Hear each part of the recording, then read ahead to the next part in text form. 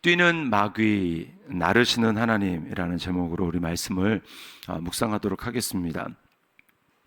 바울을 이제 죽이고자 하는 암살단이 이제 자신들의 스스로의 뜻으로 이제 조직이 됩니다.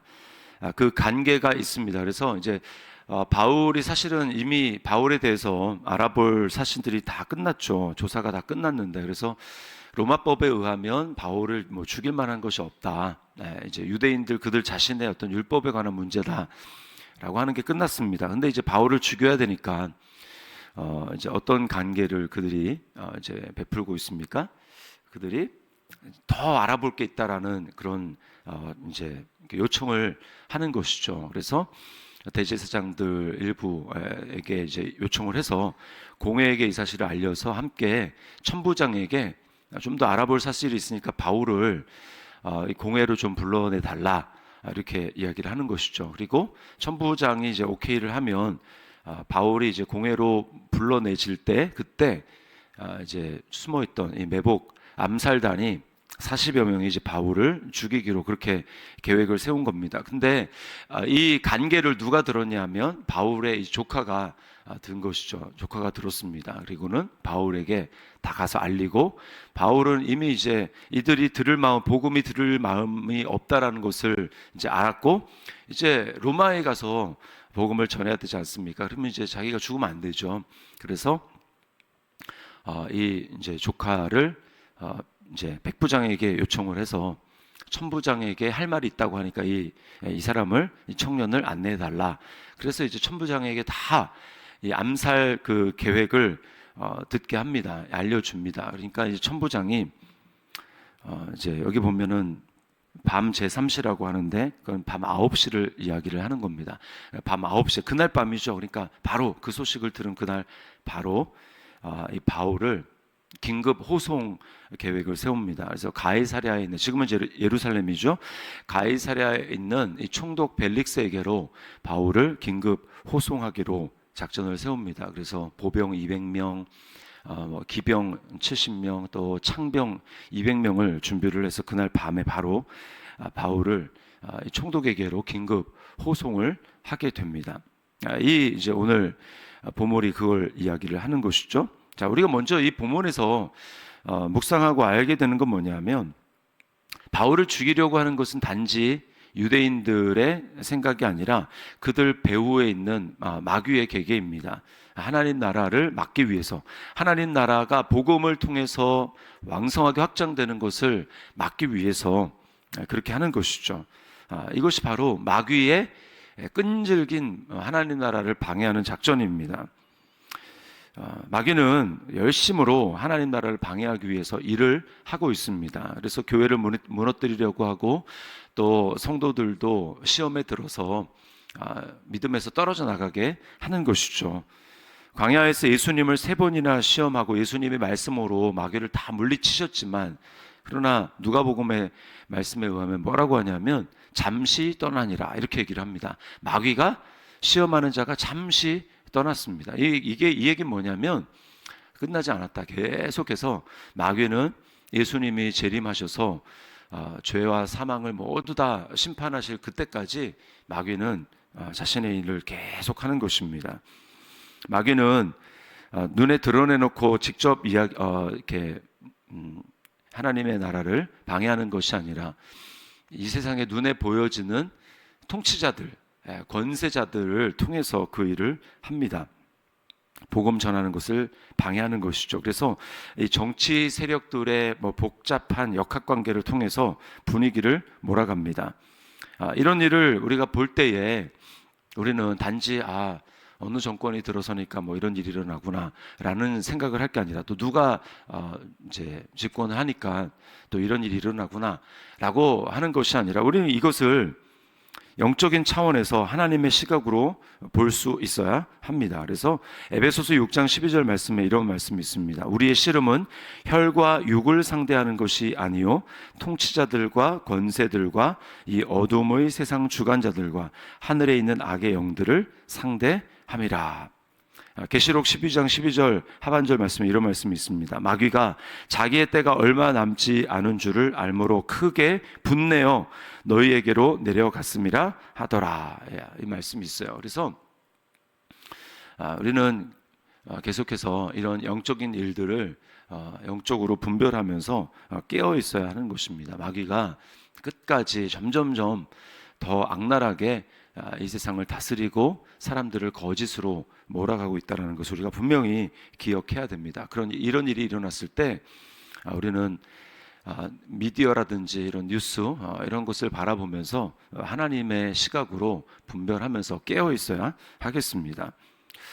자, 특별히 이렇게 마귀가 열심히 일을 하지만 그러나 하나님은 더 열심히 일을 하고 계시죠. 그래서 이 간계를 누가 듣게 하십니까? 마침 거기에 바울의 생질이 있었어요. 생질이라고 하면 바울의 이제 뭐 누이 동생이든지 뭐 누나든지 거기에 이제 아들입니다. 그 생질이 그 이야기를 들었습니다. 알게 되고 그래서 이제 그 관계가 폭로됨으로 결국은 이제 바울이 죽지 않게 되는 긴급 호송이 이루어져서 그들의 관계가 다 수포로 돌아가게 되었죠. 우리가 여기서 알 수 있는 사실은 무엇입니까? 우리가 그리스도 안에 있는 믿음을 가지고 담대하게 사명의 길을 걸어가게 될 때 우리 앞서 행하시는 분이 주님이라고 하는 것입니다. 주님입니다. 그래서 우리가 만유의 계략을 무력화시킬 수 있는 것이죠. 영적으로 무장한다라고 하는 것은 내가 이런 어려움을 당한다고 했을 때 뒤로 물러가는 것이 아니라 계속해서 하나님 나라의 사명을 위해서 앞서 나가는 것입니다. 바울이 지금 묶여 있어서 복음을 전하지 못하지만 바울이 무엇을 느끼겠습니까? 지금 영적인 방해가 굉장히 심하구나 라고 하는 것을 느끼고 그래서 그 계략을 감지하면서 그 계략이 수포로 돌아가기를 위해 하나님 앞에 기도했을 것입니다. 기도만이 우리가 깨어서 기도할 때만이 우리는 마귀의 계략을 물리칠 수 있고 거기에서 승리할 수 있습니다. 아까 읽었던 에베소서 6장 12절 그 이하의 말씀 13절과 18절에 이런 말씀이 있습니다. 그러므로 우리의 싸움이 영적인 싸움이기 때문에 이거죠. 하나님의 전신갑주를 취하라. 이는 악한 날에 너희가 능히 대적하고 모든 일을 행한 후에 서기 위함이라. 모든 기도와 간구를 하되 항상 성령 안에서 기도하고 이를 위하여 깨어 구하기를 항상 힘쓰며 여러 성도를 위하여 구하라. 우리가 이런 삶을 살아가야 하는 것입니다. 영적인 것을 분별하면서 먼저 내 자신이 하나님 앞에 영적으로 무장을 해야 되죠. 진리로 허리띠를 띠고 또 의의 호심경을 붙이고 평안의 복음이 준비한 것으로 신발을 신고 그리고 믿음의 방패를 가지고 구원의 투구를 쓰며 하나님의 말씀인 이 성령의 검을 가지고 무장을 해야 합니다. 그런 뿐만 아니라 더 나아가서는 우리가 무시로 항상 성령 안에서 깨어 구해서 이 영적인 무장을 위해서 기도할 뿐만 아니라 또 여러 성도들 마귀의 시험을 당하고 있는 여러 성도들을 위해서 우리가 깨어서 기도해야 합니다. 중보기도 해야 합니다. 그럴 때 우리가 승리할 수 있고 교회가 하나님의 뜻을 이루며 나아갈 수 있습니다. 자, 이 마귀의 관계가 무력화되는 것을 보면서 우리가 또 생각할 것이 있는데 그건 뭐냐면 바울의 지금 처지를 어떻게 해석할 것인가라고 하는 것입니다. 세상적인 관점에서 봤을 때는 바울은 실패자입니다. 그리고 참 안 되어 보입니다. 왜냐하면 이 로마 이제 군사들에게 의해서 지금 사로잡혀 있는 거죠. 구금되어 있는 거죠. 아무것도 할 수 없는 자유가 제한된 이러한 상황입니다. 그러면 바울을 되게 동정할지 모르겠어요. 그리고 바울의 처한 상황들을 보면서 낙심하는 사람들이 있을지 모르겠습니다. 그러나 우리가 하나님 나라의 관점에서는 어떻게 이것을 해석해야 됩니까? 지금 바울은 복음을 전하는데 가는 곳마다 유대인들이 방해를 하는 거죠. 죽이겠다고 방해를 하는 것입니다. 그러면 언제 죽을지 몰라요. 그러면 하나님의 복음이 이제 그 로마까지 보아야 하리라라고 하는 이 계획이 이루어질 수 없지 않습니까? 그런데 지금 이 로마의 시민된 바울을 누가 사실은 든든히 지키고 있습니까? 로마 군사들이 지키고 있어요. 그러니까 굉장히 바울은 안전한 곳입니다. 사실은 바울이 갇혀 있는 것이 아니라, 그래서 자유를 잃은 것이 아니라 오히려 유대인의 위협으로부터 지킴을 받고 보호를 받고 담대하게 하나님의 복음을 전할 수 있는 기회가 오기까지 바울에게 하나님이 이 가이드를 또는 이제 보디가드를 붙여서 어려움을 당하지 않게 하는 것이죠. 이것이 바로 하나님 나라의 관점에서 영적으로 믿음의 시각으로 바라보는 것입니다. 그럴 때 우리는 오히려 낙심하고 원망하고 불평하는 것이 아니라 하나님을 찬양하게 되는 것이죠. 이것이 바로 성령을 받은 성도들이 이 땅 가운데 사건들, 내게 닥친 사건들, 그것들을 해석하며 나아가는 방법입니다. 하나님이 우리에게 성령을 주신 이유가 고린도전서 2장 12절 말씀에 우리가 세상의 영을 받지 아니하고 하나님께로부터 온 영을 받았으니 라고 얘기를 하죠. 그 이유는 무엇입니까? 하나님께서 우리에게 은혜로 주신 것들을 알게 하려, 깨닫게 하려 함이라 라고 말씀을 합니다. 성령을 주셨기 때문에 세상 사람들은 그렇게 볼 수 없는, 해석할 수 없는 그것들을 우리는 하나님의 은혜로 영적으로 믿음으로 해석하며 오히려 감사로 하나님께 영광을 올려드릴 수 있는 것이죠. 여러분, 이것이 바로 뛰는 마귀 위에 나르시는 하나님의 역사 가운데 동참하는 성도들의 일입니다.